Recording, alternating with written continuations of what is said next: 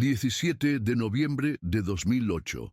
Llamada de emergencia recibida a las 23:47. Familia Méndez Suárez, calle Roble Antiguo, 23. Reportan presencia de intruso en la propiedad. Patrulla en camino. La transcripción oficial quedó archivada en la comisaría de Valle Oscuro, un pequeño municipio de apenas 3.000 habitantes, enclavado entre montañas al norte de España.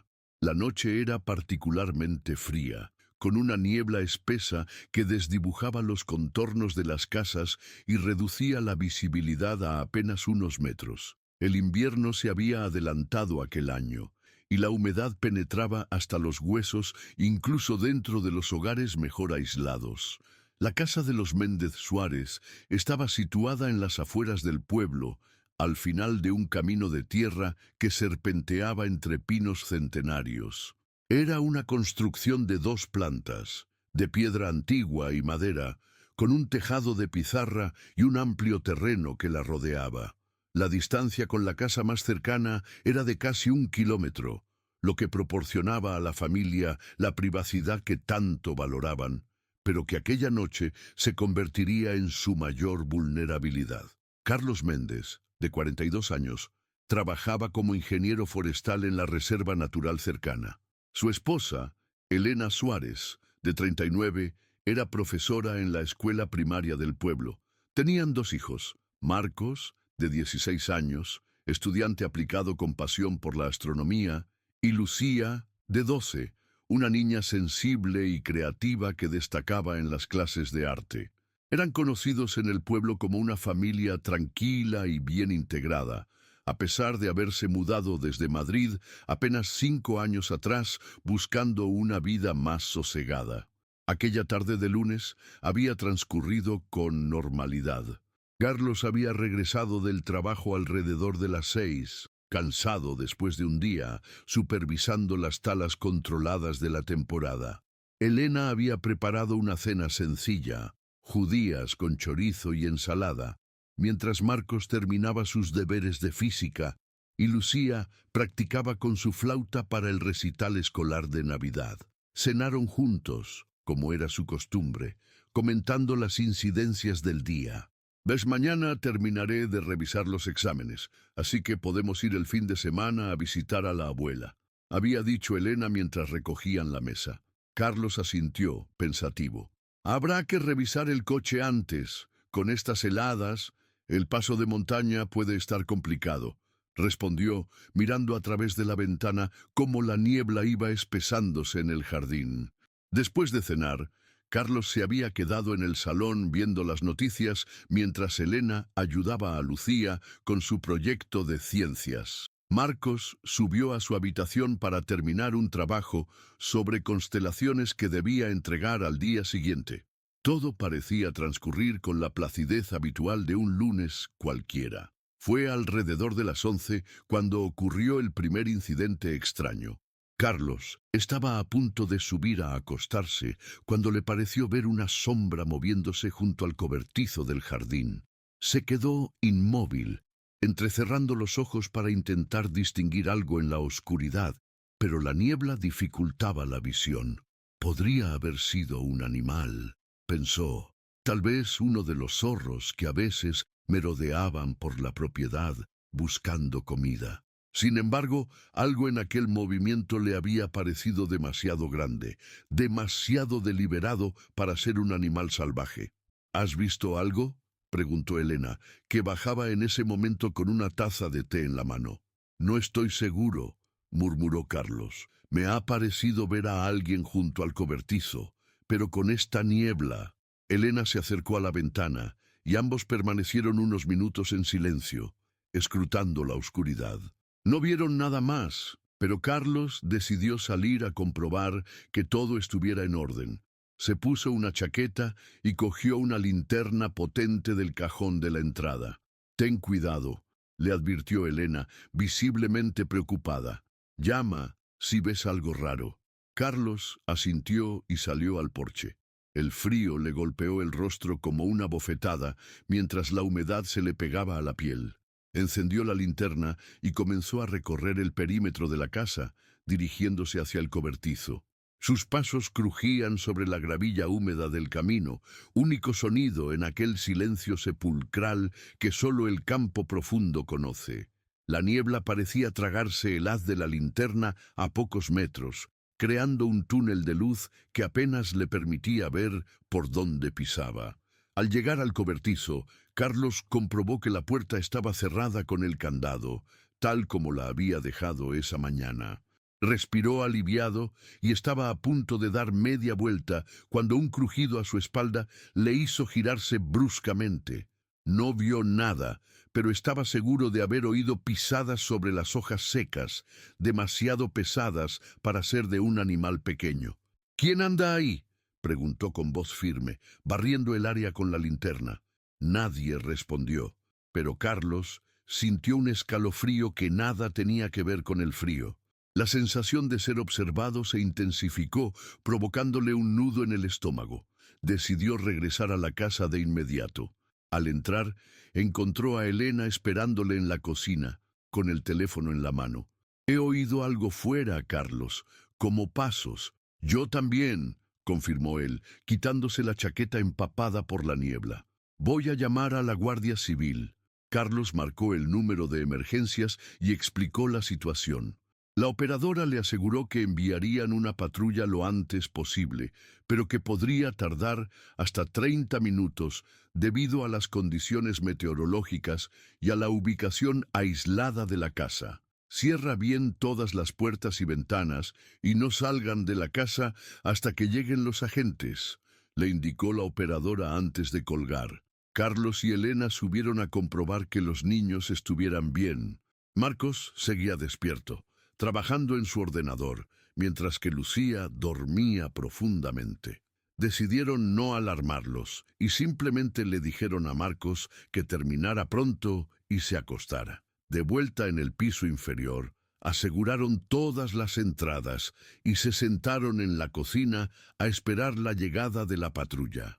Elena preparó más té mientras Carlos revisaba que la escopeta de caza que guardaba en un armario bajo llave estuviera cargada solo por precaución. A las 23:32, el teléfono de la casa sonó. Carlos respondió, esperando que fuera la Guardia Civil informando de su llegada, pero al descolgar solo escuchó respiración al otro lado. «Diga», insistió. La línea se cortó. Elena observó el rostro pálido de su marido. «¿Quién era?» «Nadie ha hablado», respondió Carlos, intentando mantener la calma. Minutos después, a las 23:40, las luces de la casa parpadearon varias veces antes de apagarse por completo, dejándolos en total oscuridad. Carlos buscó a tientas las linternas de emergencia. «Debe ser un corte de luz por la tormenta», dijo, intentando sonar convincente, aunque sabía que no había tormenta esa noche, solo niebla. «Carlos», susurró Elena, señalando hacia la ventana de la cocina. A través del cristal empañado, vieron claramente la silueta de una figura humana, inmóvil, observándolos desde el jardín. Sin pensar, Carlos cogió el teléfono móvil y volvió a marcar el número de emergencias. «Hay alguien en nuestra propiedad. Está mirando por la ventana. Por favor, necesitamos ayuda urgente», explicó con voz temblorosa. «La patrulla está en camino, señor Méndez. Llegará en menos de 10 minutos. Mantengan la calma y no se acerquen a las ventanas», respondió la operadora. Fue entonces cuando escucharon el ruido en la puerta trasera. Alguien estaba intentando forzar la entrada. Carlos le indicó a Elena que subiera con los niños y se encerraran en el baño del piso superior, el único cuarto sin ventanas, mientras él cogía la escopeta y se posicionaba al pie de las escaleras.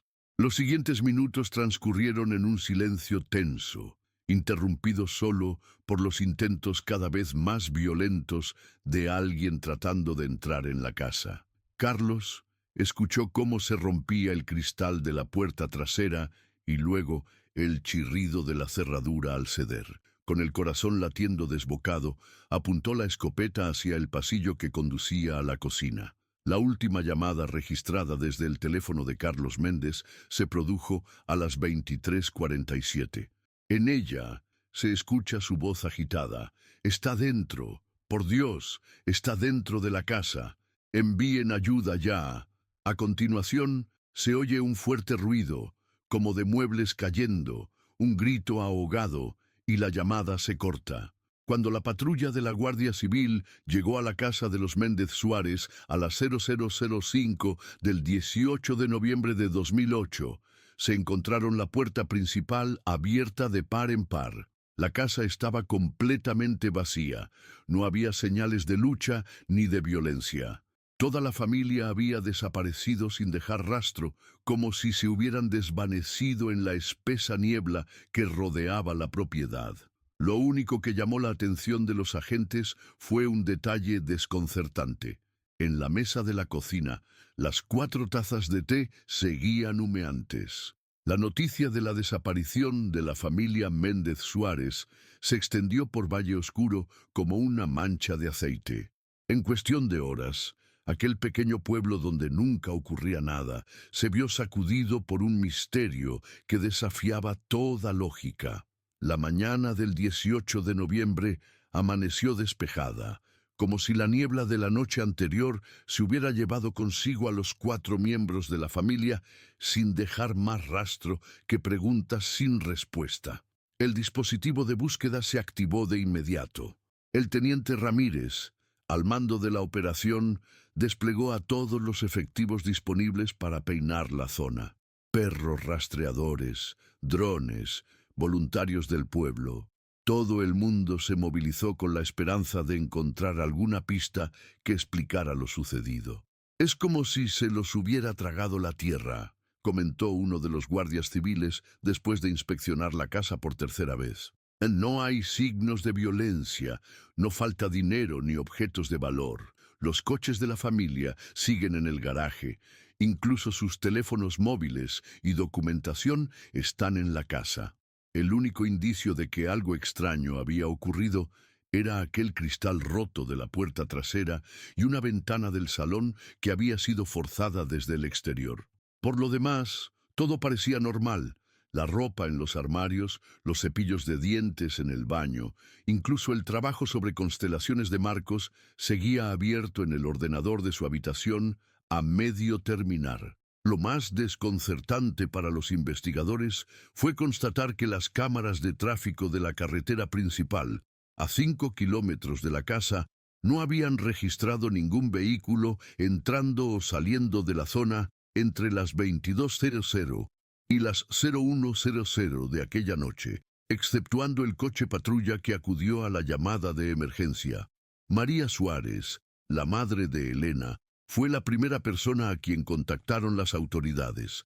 A sus 68 años, la mujer viajó inmediatamente desde Madrid para colaborar en todo lo posible. Su rostro demacrado por la angustia se convirtió en la imagen que los medios locales y nacionales utilizaron para ilustrar aquel inexplicable caso. Mi hija nunca se iría sin avisar, y menos dejando todas sus pertenencias. Algo terrible les ha pasado, estoy segura, declaró María entre lágrimas durante la primera rueda de prensa. Los compañeros de trabajo de Carlos y Elena fueron interrogados exhaustivamente. Todos coincidían en que se trataba de una pareja estable, sin problemas aparentes, queridos en la comunidad. Carlos estaba entusiasmado con el proyecto de reforestación que acabábamos de aprobar, comentó su supervisor en la reserva natural. No tiene sentido que abandonara todo de repente.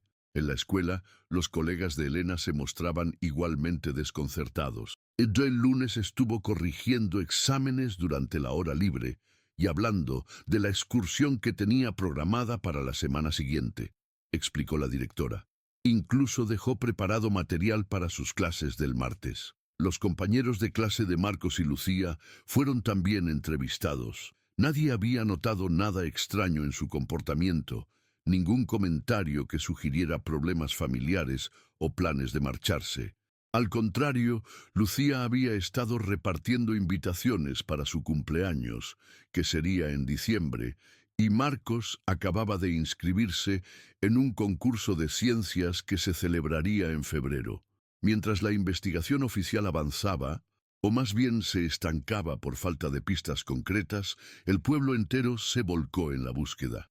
Se organizaron batidas por los bosques cercanos, se buceó en el lago a 3 kilómetros de la casa, se revisaron cuevas, barrancos y todo rincón donde pudiera haberse ocultado a una familia contra su voluntad. Todo fue en vano. Las teorías empezaron a circular. Algunos vecinos recordaron haber visto una furgoneta blanca sin identificación por la zona en los días previos a la desaparición. Otros mencionaron a un excursionista solitario que había preguntado por casas aisladas donde poder acampar. Un grupo de adolescentes afirmó haber visto luces extrañas en el cielo la noche del 17. Aunque esta última versión fue desestimada rápidamente por las autoridades como una fantasía alimentada por el nerviosismo colectivo. A medida que pasaban los días sin noticias, la frustración crecía. El teniente Ramírez, presionado por sus superiores y por la atención mediática que el caso había generado, amplió la búsqueda a nivel nacional, difundiendo las fotografías de la familia en todos los puestos fronterizos y estaciones de transporte. Se investigaron sus cuentas bancarias, que permanecían intactas, y se rastrearon posibles conexiones con personas que pudieran tener algún móvil para hacerles daño. Todo fue inútil. Ninguna pista, ningún testigo, ninguna transacción, ninguna llamada telefónica. Era como si los Méndez Suárez hubieran dejado de existir a las 23:47 de aquel lunes de noviembre. Tras el primer mes de búsqueda infructuosa, los medios comenzaron a perder interés. Las noticias sobre la familia desaparecida en la niebla, como había sido bautizado el caso, fueron relegadas a pequeños espacios en páginas interiores o breves menciones en los informativos. Para el mundo exterior, aquel misterio sin resolver empezaba a convertirse en uno más de tantos casos archivados en el limbo de lo inexplicable. Pero en Valle Oscuro, la herida seguía abierta. La casa de los Méndez Suárez, precintada por la Guardia Civil, se convirtió en un lugar que los vecinos evitaban como si la desgracia pudiera ser contagiosa. Los niños no pasaban por delante y corrían historias entre los más pequeños sobre luces que se encendían solas en las habitaciones vacías o voces que se escuchaban en noches de niebla. María Suárez se instaló en el pueblo, negándose a aceptar que su hija y su familia hubieran desaparecido sin más. Alquiló una pequeña casa y cada día visitaba la comisaría para preguntar por avances en la investigación. Con el tiempo, los guardias civiles la recibían con una mezcla de compasión y resignación, sin nada nuevo que ofrecerle. A los 6 meses, el caso pasó oficialmente a la Unidad de Personas Desaparecidas, lo que en la práctica significaba que la investigación activa se reducía considerablemente.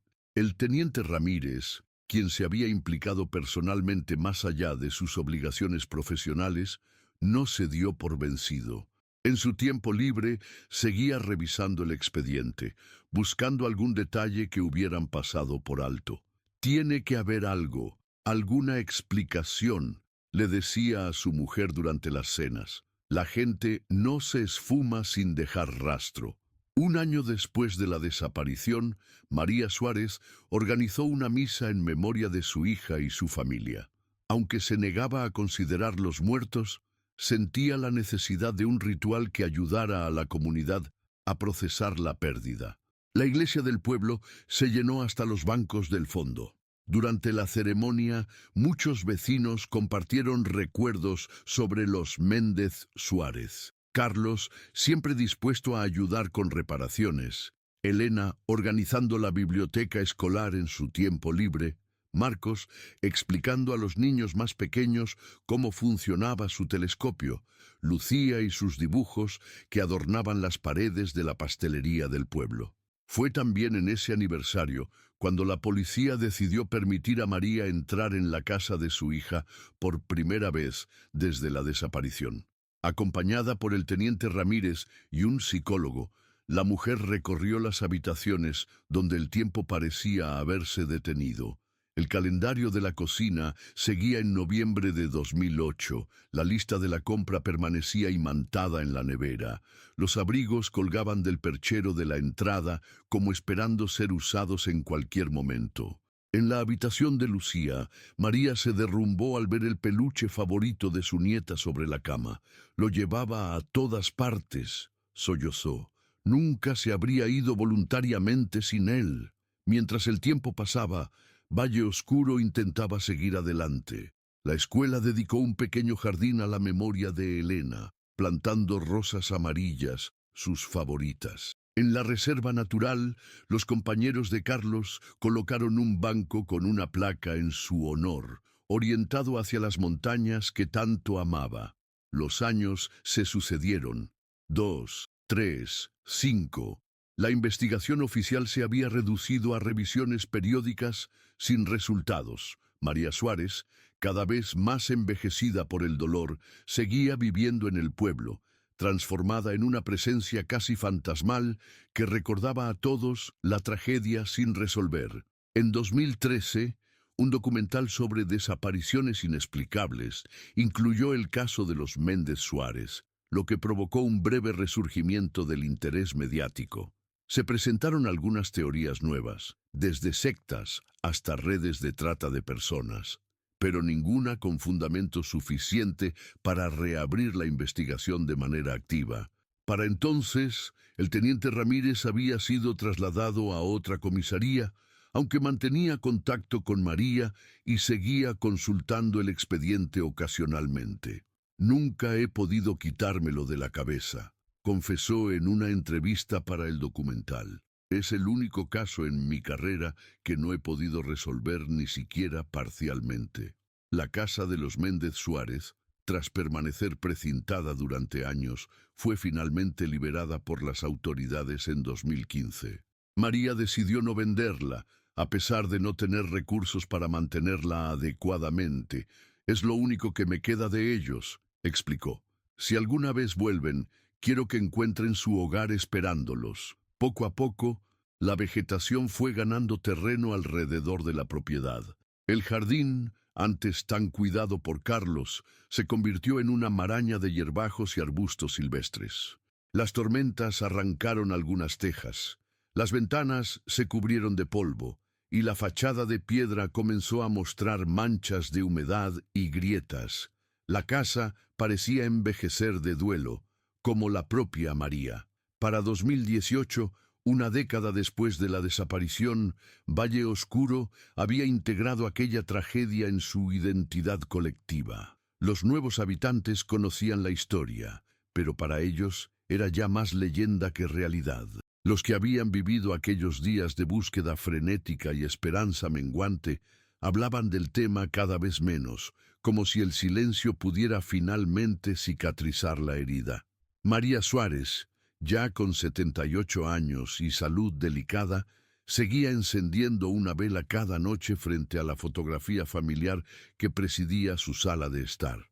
Mientras yo viva, alguien lo recordará, decía a quien quisiera escucharla. Y tal vez algún día comprenderemos qué pasó realmente aquella noche de niebla.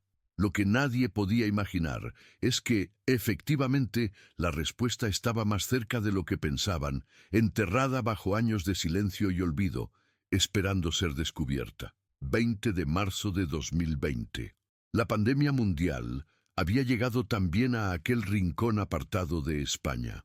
Valle Oscuro, como el resto del país, se encontraba confinado, sus calles desiertas, excepto por quienes salían a por suministros esenciales o a pasear brevemente a sus mascotas. Daniel Herrero, de 34 años, había regresado al pueblo apenas un mes antes, después de 15 años viviendo en Barcelona. Arquitecto de profesión, la crisis económica lo había dejado sin trabajo y la vieja casa de sus padres, ya fallecidos, le ofrecía un refugio donde capear el temporal. Nunca imaginó que terminaría atrapado allí por una cuarentena nacional. Para combatir el tedio del encierro, Daniel había decidido renovar la casa. Empezó por tareas sencillas: pintar paredes, arreglar persianas, sustituir grifos, pero a medida que se agotaban las reformas superficiales, comenzó a plantearse cambios más estructurales. El sótano, húmedo y oscuro, necesitaba una intervención urgente si quería convertirlo en un espacio habitable. Una mañana particularmente lluviosa, Daniel bajó al sótano con herramientas y una determinación renovada. La antigua caldera ocupaba gran parte de la pared norte, un monstruo metálico de los años 70 que llevaba décadas sin funcionar. Decidió que era el momento de desmontarla para ganar espacio. Tras varias horas de trabajo, consiguió separar el cuerpo principal de la caldera de la pared. Fue entonces cuando lo vio. Detrás del aparato, semiocultó en una cavidad del muro. Había algo que no pertenecía a la estructura original. Daniel enfocó con la linterna del móvil y distinguió un objeto rectangular envuelto en plástico. Con cuidado, extrajo el paquete. Era pesado y estaba cubierto por varias capas de plástico industrial, sellado con cinta adhesiva. Al desenvolverlo, se encontró con una caja metálica del tipo que se usa para guardar documentos importantes. Estaba cerrada con un pequeño candado. Daniel observó la caja con curiosidad. No recordaba haberla visto antes y dudaba que perteneciera a sus padres. Si hubieran querido esconder algo, le habrían hablado de ello. Además, por el estado del plástico y la ausencia de polvo sobre él, parecía haber sido colocado allí hace no demasiado tiempo, tal vez años, pero no décadas. Tras intentar sin éxito abrir el candado con varias herramientas, optó por lo directo. Un golpe certero con el martillo que lo hizo saltar. Al levantar la tapa, se quedó paralizado. Dentro de la caja había un teléfono móvil antiguo, un Nokia, de los que estaban de moda a principios de los 2000, una billetera de cuero marrón, un juego de llaves, un reloj de pulsera y, lo que más le impactó, una placa de identificación de la Guardia Civil a nombre del sargento Alberto Velasco. Daniel no entendía qué hacían aquellos objetos personales escondidos en su sótano. Nunca había oído hablar de ningún guardia civil con ese nombre en el pueblo. Revisó la billetera y encontró dentro el DNI del tal Velasco. Algo de dinero en efectivo, euros y, curiosamente, algunos francos suizos, y una fotografía de una mujer joven con un bebé. Fue al coger el teléfono móvil cuando Daniel notó algo escrito a mano en un papel doblado en el fondo de la caja. Lo desplegó con cuidado. Era una nota breve, escrita con letra apresurada. Familia Méndez. Lo siento. No tuve elección. El nombre le resultó familiar de inmediato. Aunque él ya no vivía en Valle Oscuro cuando ocurrió, la historia de la familia desaparecida era parte del folclore local. La había escuchado en sus visitas ocasionales al pueblo, e incluso recordaba vagamente el documental que se hizo años después. Con el pulso acelerado, conectó el viejo teléfono a un cargador. Para su sorpresa, después de unos minutos, la pantalla se iluminó. La batería, aunque casi agotada, había sobrevivido a los años de inactividad. El móvil tenía código de bloqueo, pero Daniel probó la combinación más obvia, 1234. Funcionó. Dentro había varias fotografías, todas ellas de la casa de los Méndez Suárez, tomadas claramente por alguien que los vigilaba. En algunas se veía a Carlos trabajando en el jardín, en otras a Elena tendiendo ropa, a los niños jugando en el porche. Las últimas fotos mostraban el interior de la vivienda, capturadas a través de ventanas, incluida una donde se veía a la familia cenando. Las manos de Daniel temblaban mientras navegaba por el contenido del teléfono. En la sección de mensajes encontró varios intercambios con un contacto identificado solo como JT. Eran crípticos, pero algunos resultaban esclarecedores. Objetivo confirmado, familia completa. Seguro que tienen el paquete. Proceder según lo planeado el lunes. Confirma. Todo preparado, sin testigos. El último mensaje enviado por el teléfono, fechado a las 23:58 del 17 de noviembre de 2008, decía simplemente, hecho. Daniel dejó caer el teléfono en la caja como si quemara. De repente, el sótano de su casa familiar se había convertido en la escena de un crimen, o al menos en el lugar donde alguien había escondido pruebas de algo terrible. ¿Cómo habían llegado allí? Sus padres habían sido personas honradas, incapaces de involucrarse en nada ilegal. Pero entonces recordó que durante 2009 habían alquilado la casa durante unos meses mientras ellos viajaban por Europa. Nunca supo a quién se había ocupado una agencia inmobiliaria. Dudó sobre qué hacer. Lo lógico sería llamar a la policía de inmediato, pero algo lo detuvo. Quería entender mejor qué había encontrado antes de poner en marcha una maquinaria que no sabía cómo podría afectarlo a él o a la memoria de sus padres. Decidió hacer una búsqueda en Internet sobre el caso Méndez Suárez. A pesar de los años transcurridos, encontró abundante información, artículos periodísticos de la época, entrevistas a vecinos, teorías en foros de misterios sin resolver, el documental completo subido a YouTube. También buscó información sobre Alberto Velasco. No encontró ninguna referencia a un guardia civil con ese nombre destinado en Valle Oscuro o alrededores en aquella época. Sin embargo, al ampliar la búsqueda, dio con una noticia breve de 2009. Guardia civil desaparece en Suiza durante sus vacaciones. La fotografía coincidía con el DNI que había encontrado. Según el artículo, el sargento Velasco, destinado en Santander, había desaparecido mientras hacía senderismo en los Alpes suizos. Su cuerpo nunca fue recuperado. A medida que encajaba piezas, Daniel sentía un escalofrío recorriéndole la espalda. Había descubierto la prueba de que un guardia civil había estado involucrado en la desaparición de la familia Méndez y luego había fingido su propia muerte en Suiza. Los francos suizos en la billetera parecían confirmar esta teoría. Daniel pasó toda la noche revisando la información, comparando fechas, estudiando cada objeto de la caja. El reloj de pulsera, un Omega antiguo, tenía una inscripción en la parte trasera. A mi querido Alberto, siempre a tiempo. Silvia. Era probablemente un regalo de la mujer de la fotografía. A la mañana siguiente, con los ojos enrojecidos por la falta de sueño, Daniel tomó una decisión. Fotografió todos los objetos, guardó copias de las imágenes del teléfono en su ordenador y grabó un vídeo explicando cómo y dónde había encontrado la caja. Si algo le sucedía, al menos quedaría constancia de su descubrimiento. Después, llamó a la comisaría de la Guardia Civil. «Buenos días», dijo cuando respondieron. «Necesito hablar con la persona encargada del caso Méndez Suárez». Hubo un silencio al otro lado de la línea.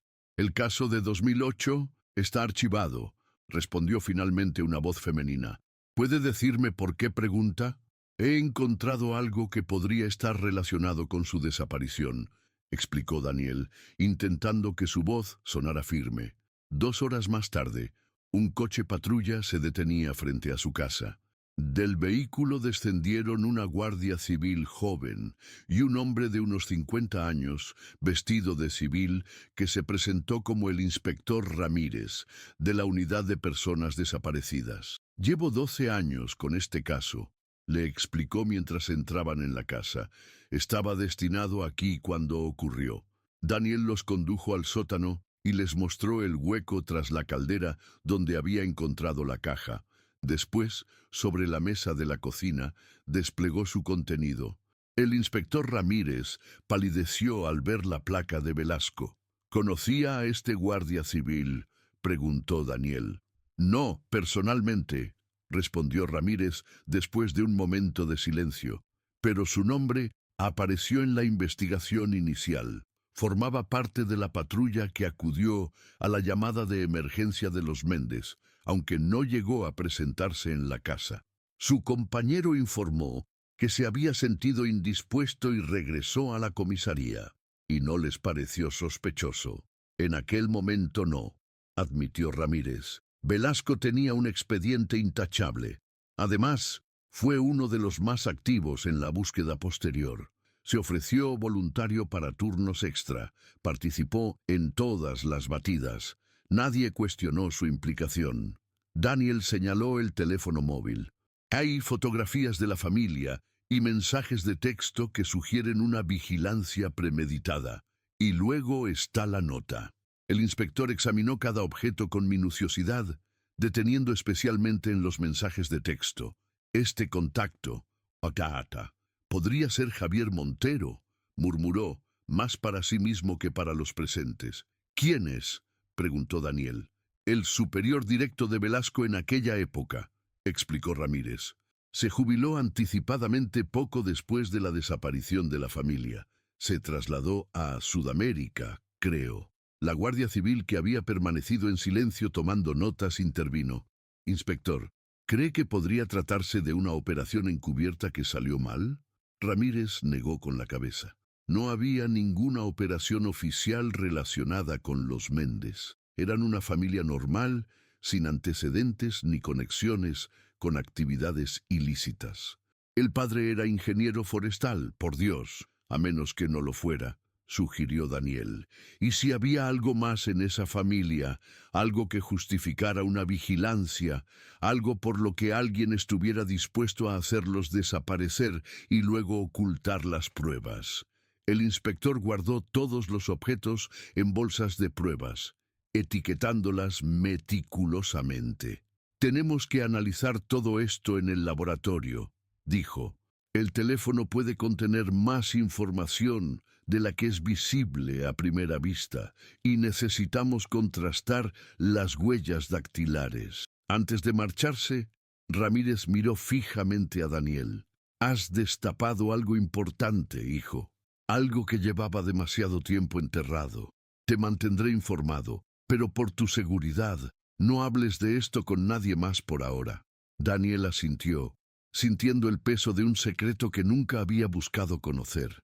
Esa misma tarde, mientras seguía ordenando el sótano para distraerse, hizo otro descubrimiento. Al retirar por completo la vieja caldera, quedó al descubierto una sección del muro que parecía haber sido reparada de forma chapucera. El cemento era de un tono ligeramente diferente al resto y estaba aplicado de manera irregular. Intrigado, Daniel cogió un cincel y comenzó a golpear suavemente. El cemento se desprendió con facilidad, revelando lo que parecía ser un compartimento oculto. Introdujo la mano y sus dedos tocaron algo metálico. Al extraerlo, se encontró con una pequeña grabadora digital, de las que usan los periodistas para entrevistas. Con el corazón acelerado, presionó el botón de reproducción. La voz que surgió del aparato era grave, masculina, y sonaba aterrorizada. Mi nombre es Alberto Velasco, sargento de la Guardia Civil. Si alguien encuentra esta grabación, probablemente yo ya esté muerto. Lo que voy a confesar no me exime de culpa, pero al menos quiero que se sepa la verdad sobre la familia Méndez Suárez. Daniel se quedó paralizado, escuchando la voz de un fantasma que por fin estaba dispuesto a revelar qué había ocurrido realmente aquella noche de niebla, 12 años atrás. El inspector Ramírez observaba a través del cristal cómo los técnicos del laboratorio analizaban la grabadora encontrada por Daniel. En sus 25 años de servicio, jamás había experimentado una mezcla tan intensa de emociones. Vindicación por tener finalmente una pista sólida en el caso que lo había obsesionado durante más de una década, rabia por el tiempo perdido y una profunda inquietud ante lo que podría descubrir. La voz de Alberto Velasco, grabada 12 años atrás, había sido verificada como auténtica mediante análisis de voz. La confesión completa duraba casi 45 minutos, interrumpida ocasionalmente por pausas, respiraciones entrecortadas y, en algunos momentos, lo que parecían ser sollozos contenidos. 3 días después del hallazgo, Ramírez convocó una reunión en la comisaría central. Además de los investigadores asignados al caso reabierto, había solicitado la presencia de Daniel Herrero y, lo más difícil, de María Suárez, la madre de Elena, quien a sus 80 años seguía esperando respuestas. La sala de reuniones, con sus paredes beige y su mobiliario funcional, parecía demasiado prosaica para lo que estaba a punto de revelarse. María, sentada con la espalda erguida a pesar de su edad, mantenía las manos firmemente entrelazadas sobre su regazo. Daniel, incómodo por ser parte de algo tan íntimo para ella, había elegido un asiento alejado. «Señora Suárez», comenzó Ramírez con voz suave, «le agradezco que haya venido. Sé que esto será doloroso, pero creemos que finalmente podemos ofrecerle algunas respuestas sobre lo que le sucedió a su familia». La anciana asintió levemente, su rostro una máscara de dignidad forjada por años de incertidumbre.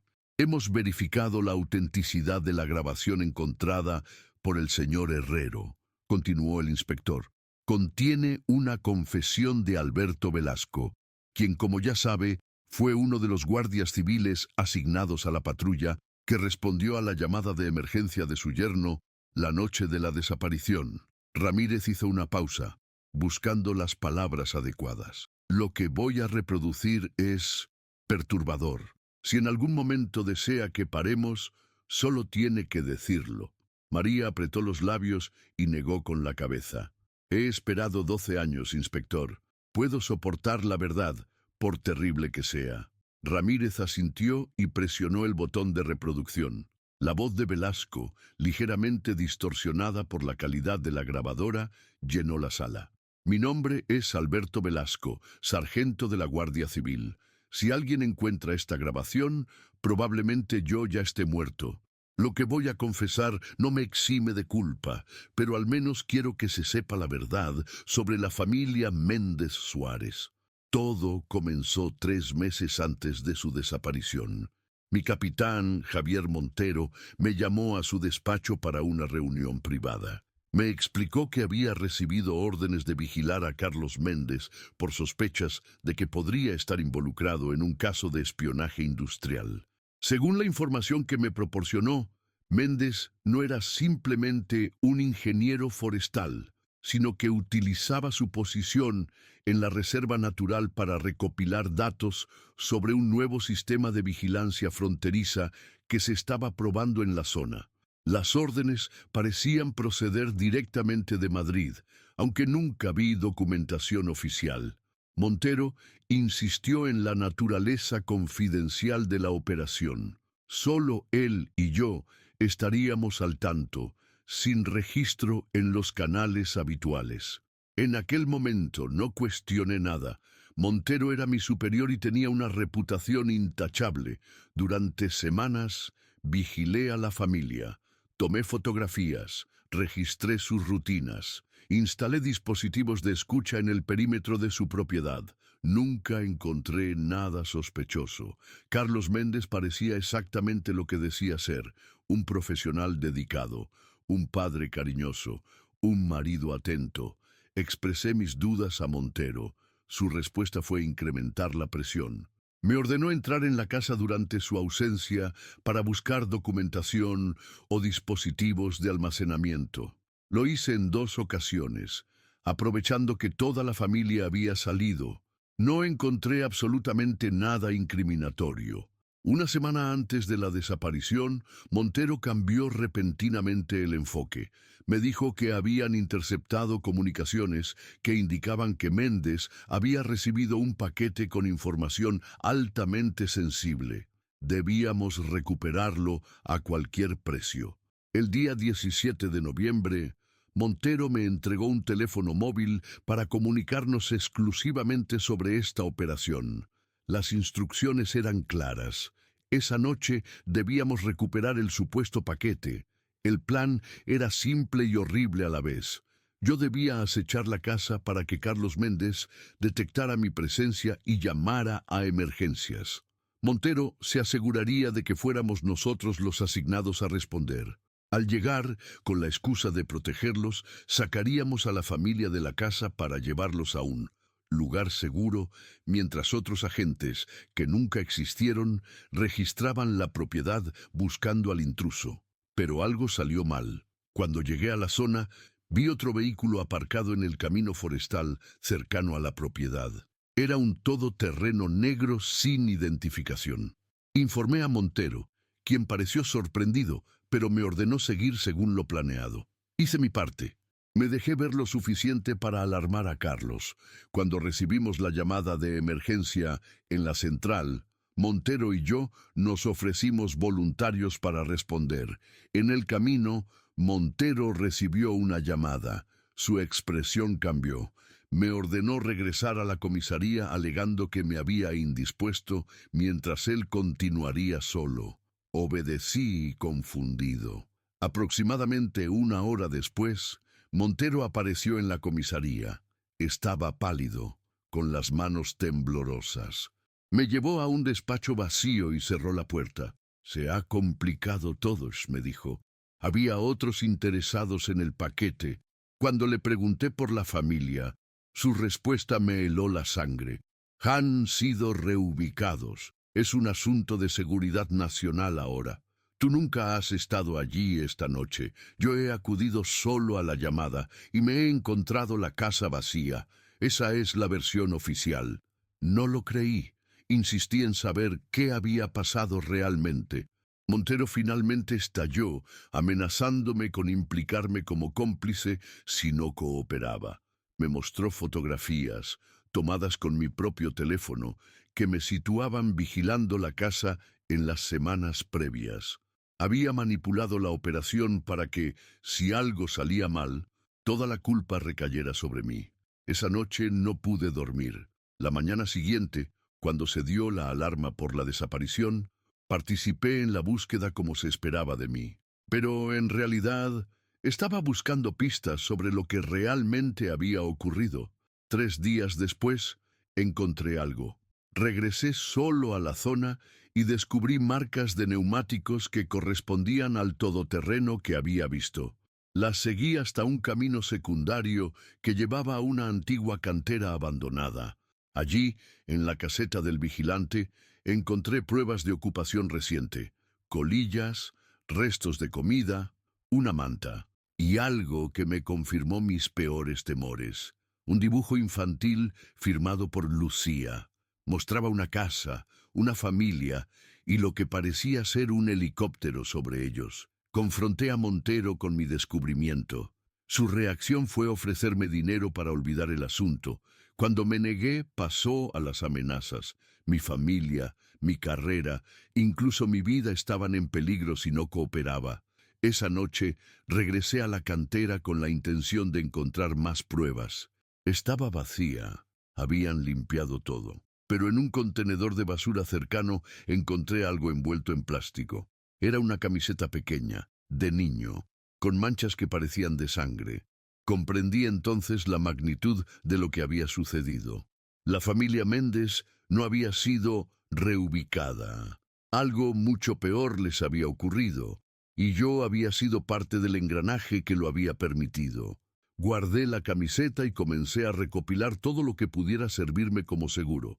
El teléfono con las fotografías y mensajes, mi placa, la nota que escribí como prueba de mi implicación forzada.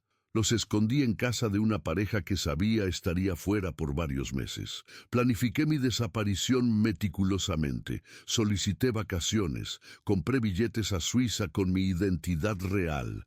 Una vez allí, utilicé documentación falsa que había adquirido para cruzar a Italia y luego a Grecia.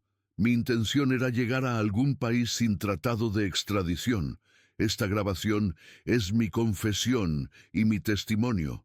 No merezco perdón, pero la familia Méndez merece justicia. Creo que Carlos Méndez nunca fue espía industrial, ni poseía información sensible. Creo que todo fue una operación para encubrir algo más grande. Durante mis últimas semanas en Valle Oscuro, descubrí que la reserva natural donde trabajaba Carlos estaba siendo evaluada para un proyecto minero encubierto. Carlos había presentado un informe detallado sobre el impacto medioambiental que habría impedido el proyecto. Demasiado dinero en juego, demasiados intereses poderosos. No sé quiénes eran los hombres del todoterreno negro, pero no eran agentes oficiales. Montero los conocía, o al menos conocía a quien los había enviado. La última vez que vi a Montero, me dijo algo que no he podido olvidar.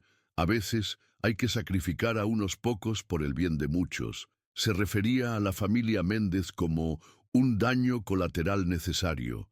Si alguien encuentra esta grabación y tiene la valentía de hacer lo correcto, busquen en la antigua cantera abandonada a 5 kilómetros al este de la casa de los Méndez. No en la superficie, sino en el pozo más profundo, el que está marcado con una X roja. Creo que ahí es donde terminaron. Y busquen a Javier Montero. Él es la clave de todo. Él sabe quiénes eran realmente los hombres del todoterreno y para quién trabajaban. Sigue los contratos mineros que se firmaron en 2009 para la zona norte de la reserva. Ahí está la respuesta. Esta es mi confesión. Que Dios me perdone por mi cobardía. La grabación terminó dejando un silencio espeso en la sala.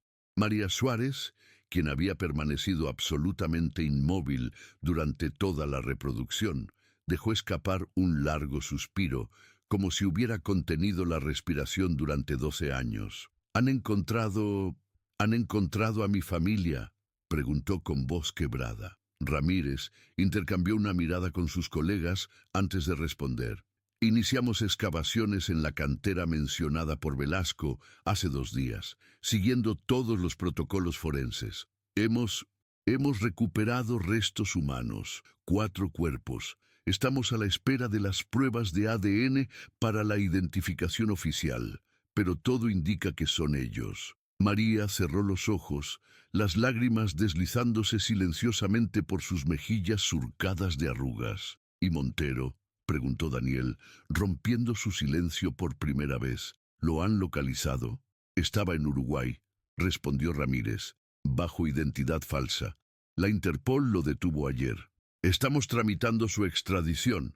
«¿Y Velasco? ¿Encontraron su cuerpo en Suiza?», continuó Daniel.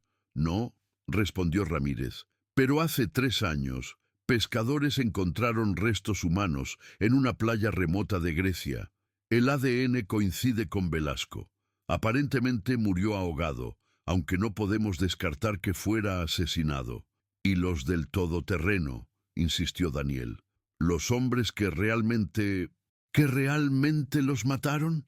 Ramírez se frotó el rostro, evidentemente agotado. «Estamos siguiendo la pista de los contratos mineros mencionados por Velasco.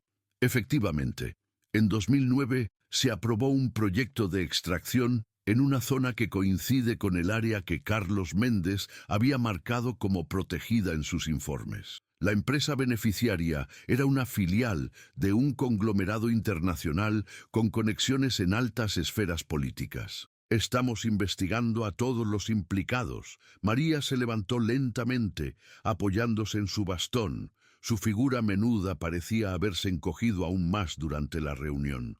«Inspector», dijo con voz firme, a pesar de las lágrimas, «quiero ver dónde los encontraron. Quiero llevarles flores a mis nietos». Ramírez asintió, conmovido por la dignidad de aquella mujer que había soportado lo insoportable. «La llevaré yo mismo, señora. Y le prometo que esta vez todos los responsables pagarán por lo que hicieron». 3 semanas después, un pequeño grupo se reunía en el cementerio de Valle Oscuro. Los restos de Carlos, Elena, Marcos y Lucía Méndez Suárez habían sido finalmente enterrados con todos los honores. Las pruebas de ADN habían confirmado su identidad y la autopsia había revelado que todos habían muerto por disparos a corta distancia. María Suárez, vestida completamente de negro, depositó 4 rosas blancas sobre la lápida familiar. A su lado, Daniel Herrero mantenía una actitud respetuosa. Aunque era un extraño en esta historia, su descubrimiento le había conectado para siempre con esta tragedia. El caso había sacudido a toda España. Los medios lo cubrían extensamente, revelando una trama de corrupción, intereses económicos y abuso de poder que se extendía mucho más allá del pequeño Valle Oscuro. Ya se habían producido varias detenciones de altos cargos relacionados con la trama minera, y Javier Montero había comenzado a colaborar con la justicia para obtener una reducción de condena. Cuando los demás asistentes comenzaron a dispersarse, María se acercó a Daniel. «Gracias», dijo simplemente. «Gracias por no ignorar lo que encontraste. Gracias por devolverme a mi familia, aunque sea de esta manera». Daniel, conmovido, solo pudo asentir. «¿Sabe?», continuó María mirando hacia la lápida. «Durante años soñaba que sonaba el teléfono y era Elena diciéndome que estaban bien, que habían tenido que esconderse pero que algún día volverían. Ahora sé que nunca volverán, pero al menos sé dónde están. Ya no tengo que buscarlos en cada rostro de la calle, en cada noticia de personas halladas vivas años después de desaparecer». «Lo siento mucho», respondió Daniel, consciente de la insuficiencia de sus palabras. «No lo sienta», dijo María con una serenidad sorprendente. «Usted les ha dado voz cuando ya no podían hablar. Ha revelado la verdad que alguien quiso enterrar junto con ellos». Mientras abandonaban el cementerio, el sol comenzaba a ponerse tras las montañas que rodeaban Valle Oscuro, la misma cadena montañosa que Carlos Méndez había intentado proteger con su trabajo, sin saber que eso le costaría la vida a él y a su familia. En el horizonte, las luces del pueblo empezaban a encenderse una a una. La vida continuaba, pero ya nada sería igual. La historia de la familia que desapareció en la niebla había llegado a su triste conclusión, pero su eco perduraría en la memoria colectiva como un recordatorio de que incluso las verdades más profundamente enterradas acaban tarde o temprano encontrando su camino hacia la luz. Porque a veces, como descubrió Daniel Herrero aquella lluviosa mañana de marzo, los secretos más oscuros pueden estar escondidos en los lugares más cotidianos, esperando pacientemente a que alguien tenga el valor de desenterrarlos.